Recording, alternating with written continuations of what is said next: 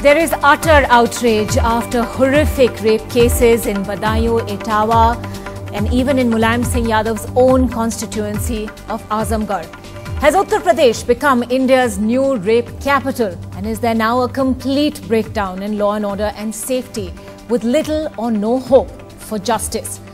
Well, political temperatures are rising in Uttar Pradesh. Because of that rising crime graph as well as statewide protests over massive power cuts after the election. Ahead on the show, we'll hear from all the political players on that as well. But first, it takes a particularly horrific crime sometimes before it can register in our collective consciousness, given how numbed we are by stories of gang rapes and brutal crimes against women. The Delhi gang rape was one such. And this week, the case of two teenage girls in Badaun, raped, strangled and then strung up on a tree where their bodies dangled for 12 long hours, is now causing not just national but global outrage. As the sun sets on Katra village, it's buzzing with activity. Not just people from nearby villages, but also a flood of politicians into an otherwise quiet, nondescript village till 3 days ago. हमारे party के राष्ट्रीय अध्यक्ष आदरणीय राजनाथ सिंह जो इस देश के गृह मंत्री भी हैं, सारी हमारा पूरा प्रतिनिधि मंडल आए, ये निष्पक्ष जांच कराएंगे और दोषियों को सजा दिलाने का काम करेंगे। पूरे प्रकरण की जांच सीबीआई से होनी चाहिए, क्योंकि सारे के सारे गुंडे माफिया अपराधी कहीं न कहीं समाजवादी पार्टी सरकार से संबंधित हैं। The UP government too has sprung into action 2 days after the horrific act. A compensation of 5 lakh rupees and both the beat constables named by the victim's family have been dismissed. गरीब की सुनवाई नहीं होती है। मेरे पिता गरीब हैं, कोई मदद भी नहीं करता है और उल्टी धमकाते हैं, सटकाते हैं। सुबह शाम 4 बजे आई पुलिस, कहते हैं बयान बदल दो। ये क्या ये यादव जो लोग हैं ऐसे गुंडाई फैलाए रहते हैं, क्या औरतें डर के रहती हैं? और जब वे गुंडागर्दी करते हैं तो औरतें महिलाओं डरा जाती हैं, तब वे ज्यादा फिर बात नहीं करती हैं। The incident also throws up some pertinent questions. The motive still unknown and the brazen manner in which the bodies were hung and left for all to see. This display, they didn't try to hide the body, they didn't try to hide the crime. This is the kind of caste dominance and gender dominance that the UP government in this case, but the Haryana government in the Bhagana case, so many governments all over the country are actually protecting and rather than punishing the rapists. The sense one gathers of reporting on the ground here from Katra village in the hinterlands of western UP is that of absolute helplessness. The victim's family belongs to the lowest strata of the society. Their house is built out of mud and straw. They haven't seen electricity, neither do they have a bathroom. It is these people who perhaps are in most desperate need of help that have now been shown the door. They say that they have lost absolute trust in UP police or in UP government. So who will come to their rescue now? That remains to be the big question. From Katra village in Badaun, UP, with camera person Mohammad Arif and Randeep, I'm Sonal Mehrotra, NDTV. And the victim's father told NDTV Sonal Mehrotra the chilling account of how he was first turned away by the police. He then went to the house of the suspects, who didn't even bother to deny the girls were there, but threatened the family, forcing them to leave. Hours later, the family got word that their daughters were found hanging. They say if the police had acted when they were first told, their daughters would now still be alive. Sir, आप मुझे ये बताएं पहले कि जब 8 बजे आपने बताया कि मंगलवार की रात को दोनों लड़कियां गईं रात से, कब पहली बार आपको खबर आई कि लड़कियां, कब ये रियलाइज हुआ कि नहीं है घर पर या कहीं गुम हो गई हैं? जब हमको खबर मिली यहाँ से तब हम गए थे। जब लड़के ने हमारे वो खबर आके गई कि हमारे कि तुम्हारी लड़की वो ले गए, हमसे ऐसे थे हुआ। आप कह रहे हैं खबर आई कि आपकी लड़की को कोई उठा के ले गया है? कहाँ से खबर आई, कौन उठा के ले गया? नाम बाबूराम। बाबूराम ने कहा है कि हम बाबू जैसे लड़का है, उसने कहा है कि मुझसे कि तुम्हारी लड़की बोले गया, चलो जल्दी चलो मतलब। तब हम लोग गए यहाँ से, तब हमने जाके वे ढूंढा ढाड़ी उस लड़की को किया है, तो उसको पता लगा कि ये घर में है। तो हमने उसे वहाँ ढूंढते रहे, चौकीदार घेरते रहे सब लोग, मगर वहाँ पे सहायता हमें नहीं मिली। तो हमने पुलिस की सहायता लेना चाहिए। जब आप कह रहे हैं कि आप पहले पप्पू यादव के घर पर गए, जब आपको ये पता चला कि वो लड़के शायद आपकी लड़कियों को उठा के ले गए वहाँ से, फिर आप पुलिस के पास गए, वहाँ क्या हुआ? वहाँ उन्होंने मुझे वो धमका सटका बहुत की। बाद में जब ज्यादा कहने पर आईसो साहब गए, तो उनको पकड़ के लाए। पकड़ के लाने पर जब पप्पू से पूछताछ की गई तो सर्वे तो उसने बताया मेरे घर पे लड़की है, 2 घंटे बाद तुम्हारी लड़की तुम्हारे घर आ जाएंगी। मगर जब 2 घंटे हो गए तो मैंने कहा, ये कितने बजे की बात है? ये कम से 11 साढ़े 11-12 का टाइम था। तो रात के 12 बजे तक उन्होंने कहा कि लड़कियां जिंदा थीं, पप्पू यादव के घर पर थीं। लेकिन पुलिस वाले नहीं जा रहे थे वहाँ पर। पुलिस वालों ने कहा 2 घंटे बाद तुम्हारी लड़की बाहर मिल जाएगी। मगर जब 2 घंटे हो गए तो मैंने कहा मेरी लड़की आप दे दो। मगर उन्होंने कहा अब लड़की नहीं मिलेंगी, लड़की कहीं देख पेड़ पे लटकी हुई होंगी, ढूंढ जाके। तो हमने कहा पुलिस वाले ने आपसे कहा कि पेड़ पे लटकी होंगी, जाके ढूंढे? सर्वेश यादव। तो हमने कहा यह विश्वास नहीं। मैंने कि साहब आपने 2 घंटे कहा था, लटकी नहीं है, आप दे दो। मगर तब ज्यादा कहने पर उन्होंने कहा कि तेरे भाई ले गया बजा के, जो पप्पू जो राम बाबू लड़का है, कि उसके पास है, वो ही उसको मारेंगे, लठियाएंगे, तब तुमको उसको कबूलेगा। वो तो झूठा उसको अंजाम लगा रहा है। सर्वे सिपाही ने कहा पप्पू के पास नहीं है। फिर क्या हुआ? आप लोग फिर निकल गए अपनी खोज में? हाँ, हम फिर निकल गए। फिर हमने पता लगा के फिर हम शायद को जा रहे थे थाने को। 4 बजे का टाइम था, 4:30। मैं गाड़ी करके तभी सर्वे सिपाही 1-2 सिपाही बैठ के हमारे जीप के पीछे गए। पीछे जाके मैं देखता रहा, पीछे आके हम आगे निकल गए, वो इधर को मुड़ गए पप्पू के घर पे। घर से फिर आके मुझे नहीं मालूम, इन्होंने पुलिस वालों ने मुझे बताया आके कि तुम्हारी लड़की उस पेड़ पे लटकी है। ये कितने बजे की बात है? सुबह की बात है? ये 5 बजे, हाँ 4:30 का 5 का टाइम हुआ। And while the Badaun case probably stands out because of the absolute horrific nature of the crime, it is just one of several cases in the last 48 hours alone. A girl raped in Mulayam Singh Yadav's own constituency of Azamgarh. The mother of a rape survivor beaten by the father of the rape accused for not taking back her complaint in Mulayam's hometown of Etawah. When questioned about the law and order situation in Uttar Pradesh, a defiant Chief Minister Akhilesh Yadav mockingly told a journalist, "Why are you so concerned? You're safe, aren't you?" Uttar Pradesh's IG of police went a step further and said there was no sudden spike in rape cases. Why? Well, because 10 rape cases occur in Uttar Pradesh every single day. The Yadav bastion, now home to horror against women in Uttar Pradesh. The gang rape and killings of teenage cousins and their public hanging in Badaun, a district home to Mulayam Singh's nephew, Dharmendra Yadav. In Etawah, the home district of Chief Minister Akhilesh Yadav, the murderous assault on a woman who wanted to refuse to withdraw her case against her daughter's alleged rapist, and a teenager gang raped by 4 men in Azamgarh, Mulayam Singh's own constituency. These gruesome crimes against women, shaming society and the government that vows to protect them. The Chief Minister, let down by his lax police force, attempted damage control by taking decisive steps, dismissing the policeman accused of shielding the rapist and getting the culprits arrested. But when questioned, he mocked the media. प्रदेश की कानून व्यवस्था के बारे में क्या? कानून व्यवस्था अभी आपको तो खतरा नहीं हुआ? हमको कोई खतरा नहीं। बहुत धन्यवाद।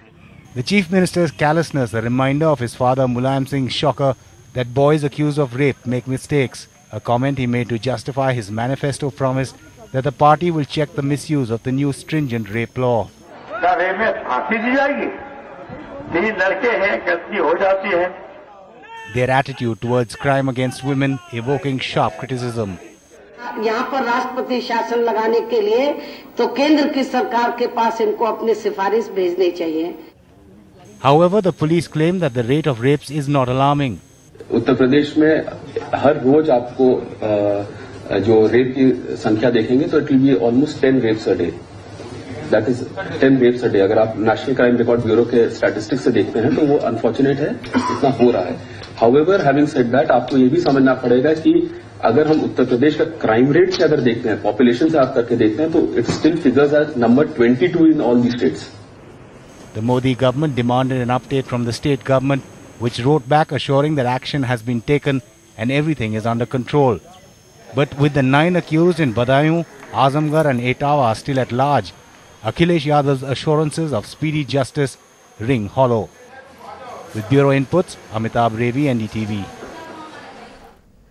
Well, we're being joined at this point by Subhashini Ali, former president of the All India Democratic Women's Association, Sharad Pradhan, senior journalist, someone who tracks Uttar Pradesh's politics very closely indeed, Siddharth Singh, spokesperson for the BJP, and Rajiv Gowda, spokesperson for the Congress, also joining us at this point. We will be going across to the Samajwadi Party's Gaurav Bhatia and the BSP Sudhindra Bhadodare also in a little while in this program. Karuna Nandi, advocate of the Supreme Court, also joining us. But Subhashini Ali, let me begin with you.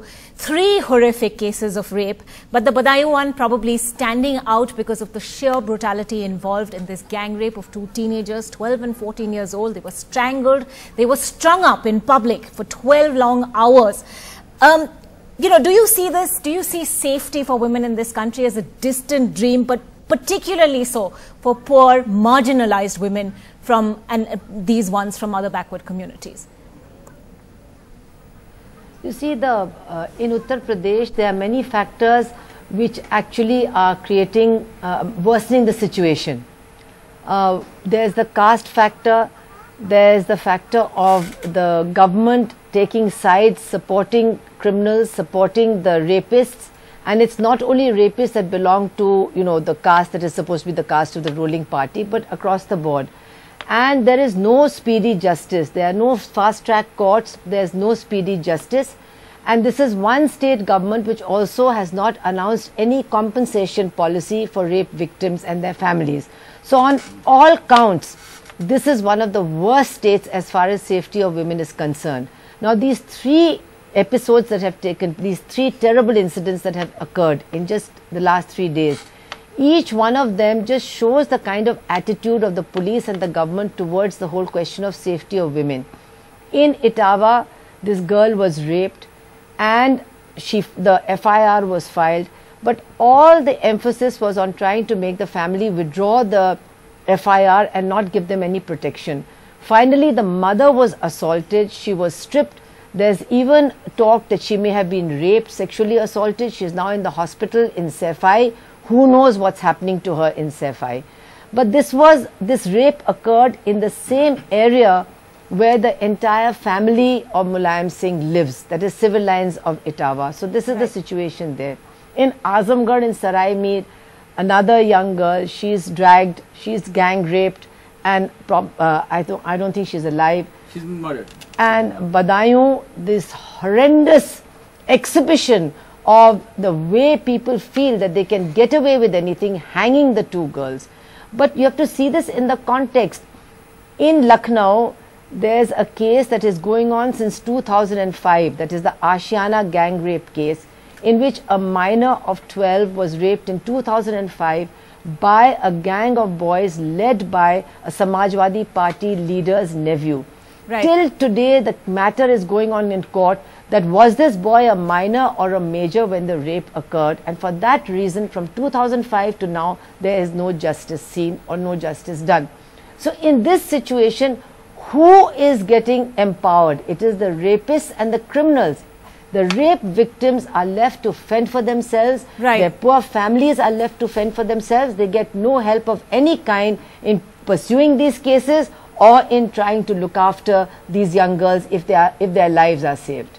Rapists and criminals getting empowered. Siddharth Singh, the BJP has already started making this a political issue. No, I would also like to say one thing. Yes, yes. No, may I just add one point? Because yes, also you must remember that in Muzaffarnagar riots, the rapists have also not been arrested. So the BJP that's talking about Mulayam Singh is also protecting the rapists who have been active during the Muzaffarnagar riots and about whom the Supreme Court has said that they must be arrested. They are not being arrested. Not a single one of them has been arrested. Okay, that's a very important point, and I'd like Siddharth Singh to address that as well. But is this a state in which, no matter what the ruling party is this a state where even the police, in effect, is empowering criminals, empowering rapists? Well, let me begin by saying that whenever Suhasini ji is there, she does like to bring in BJP and then compare it politically when she is not a politician. But nevertheless, the situation, Ankita, you must understand from where I am trying to come. UP is a very different case it has become since the Samajwadi Party has taken the reins in Uttar Pradesh. Let me also say the rapes do happen in other states and they all are condemnable. But in Uttar Pradesh, it is a regular feature. It is a certain section, or you may say a caste, which wants to dominate and show that they are powerful and they can get away with anything in Uttar Pradesh. The police there, from the lowest thana to the top, are told against one particular caste and one particular religion, you cannot file an FIR. You must go all out to save them. And this is exactly where the lawlessness starts coming in Uttar Pradesh. We used to say it's a Gunda Raj, and then it said that it's Jungle Raj. I don't think these two words even fit in Uttar Pradesh today. Nobody is safe. That is the problem, and this will continue under them because they will mock. You have just shown on your channel how Akhilesh Yadav mocked the whole thing, and similarly what at the time of releasing the manifesto, the tallest Samajwadi Party leader, what he said. So it's disgusting, but under this government it is very difficult to get justice because there is a caste who will be protected, and they will try to dominate and show we can do anything. They can pick up girls from any caste, they can pick and do whatever they feel like, and that's the end of the story. Okay, so I'm not saying I'm going hopefully, I'm going let to me say very hopefully, hopefully, for a very brief moment. No, I'm adding, Ankita, I'm just adding one. Ankita, I'm confident at the center a good government has come and we will give a solution for this. Okay, it's very important that you bring that up, Siddharth Singh, because, you know, we will be taking this across to the Samajwadi Party spokesperson who will be joining us in just a few minutes. But it's very important for all political parties now to come forward. Yes, we're going to ask the UP government all those critical questions that need to be asked about accountability, about not shrugging off accusations, about their track record in the past few months ever since Akhilesh Yadav came to power and there's been this deteriorating law and order situation in UP. But what about the centre now? How is the centre going to respond to what is a very critical problem? This is a tragedy on so many levels. It's a tragedy even of sanitation. Let's just begin with that aspect of this case. These were two young girls who were forced to go out in the open after dark for want of basic sanitation facilities in their house. Your Prime Minister, during his election campaign, talked about the importance of toilets. He brought up that comparison between toilets and temples and said toilets were more important. Are we now going to see some sort of urgency in all of this, given the nature of this horrific crime? Certainly, Ankita, you will see that. You know, people did criticize when Narendra Modi ji during the election campaign or before that, he had said, Shauchalaya pehle, Diwale baad mein. A lot of people did criticize. But let me be honest, I come from Uttar Pradesh and I know you go down to the villages in the night when your car passes, every moment, all these women, they are on the roadside, they all get up because the light is flashing. We make them, you know, it's no empowerment. It's a shameful, and they all are ashamed because we are doing that to them. And I think what Narendra Modi ji had said, we will be committed to do this first, then do anything else. This needs to be done. It is for, and that's the true empowerment of women. You know, we all need to begin from here. You know, the girls that there are dropouts or they don't even go to the school because there are no toilets for them separately. So I think it's an important issue. It's a national issue and it should be taken up nationally as one of the most important issues. Okay, I want to bring the Congress in also. Rajiv Gowda, how does one ensure as a political party that, you know, the multiple vulnerabilities of women from poorer and marginalized sections are recognized? Because this is, I mean, this may well be about Uttar Pradesh at the present, but this is certainly a larger problem as well. Absolutely, Ankita. Essentially what Siddharth Singh said, that we do need to pay attention to, you know, not just dimensions of women's safety, but also, you know, issues related to sanitation that you brought up. You know, all these are a much more holistic understanding that we need of women's vulnerabilities. But we don't just need to cleanse the system. We also need to cleanse people's minds and hearts. What is wrong with the men of this country that they would indulge in such brutalities? And what is wrong with the leaders that they will create an environment which condones something like this by being sort of lackadaisical, by being casual about violence against women? We saw this earlier. And I think it is extraordinarily urgent to have speedy justice to ensure that no criminal ever gets away with these sorts of things. The police commissioner in Uttar Pradesh is talking about, the 10 rapes a day. Well, I want to know how many of those have been followed up with cases, how many convictions. That's really the statistic we'd like to hear, and ultimately move towards elimination of this horrific crime. So, Sudhindra Bhadoria, we heard Mayawati ji come out today and say that, there is no other way to go except to have president's rule in Uttar Pradesh. But is it enough to just say president's rule every time, and there is no president's rule being imposed? And here you have so much lawlessness, such deterioration in the law and order situation. What are other political parties doing? As a responsible opposition party, what is Mayawati ji and the BSP doing? See, these statements are made in the context of a particular situation which is developing in UP. If you have seen in the last 2 years, every year over 10,000 cases of rape, murder, arson, these are being reported, and over 100 cases of serious communal rights took place. And we have seen in the last few days the manner in which these Dalit girls have been raped and they have been hanged from a tree only proves the point that there is a complete chaos and the breakdown of the law and order machinery. Not only that, what are the signals the government is giving?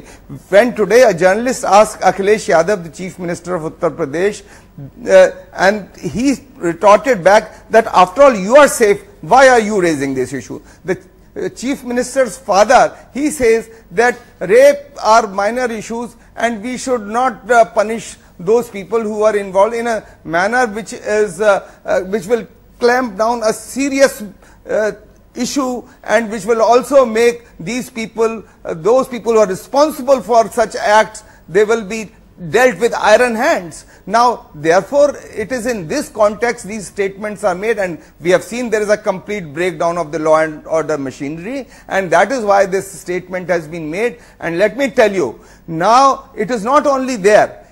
A few days back in the constituency of Mulayam Singh and Akhilesh Yadav, Manpuri, Etawah, there was a train robbery and a serious attack on women. One of them was thrown out of the running train and she died on the railway track. What is the kind of state that we are having in UP?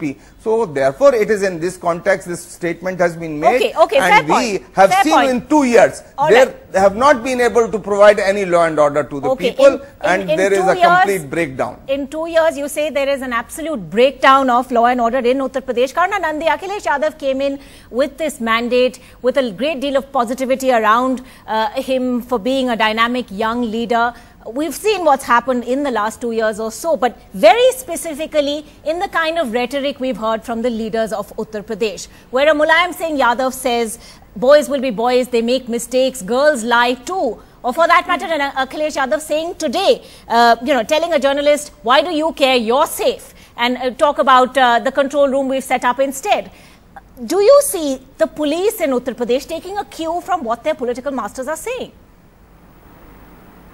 This is Etawah, Ankita, and in Etawah, it is the policemen and their brothers and friends who are accused of these rapes and who are accused of these heinous acts that go beyond, I think, what we have seen for a long, long time.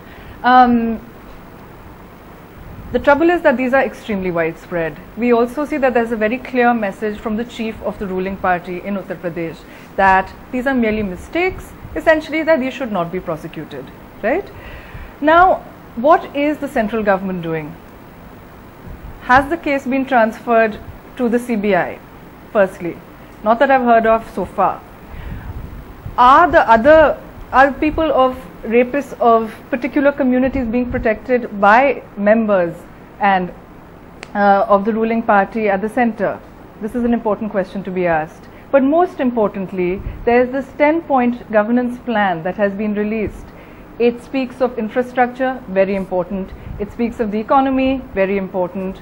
But Mr. Modi's government was elected on also a very hopeful mandate. By a lot of people voted for him, I think, on the basis of these very large billboards that promised respect for women, that promised, you know, the safety, as he said, of women. Right. We frame it a little differently. We call them constitutional rights. We call them our freedoms.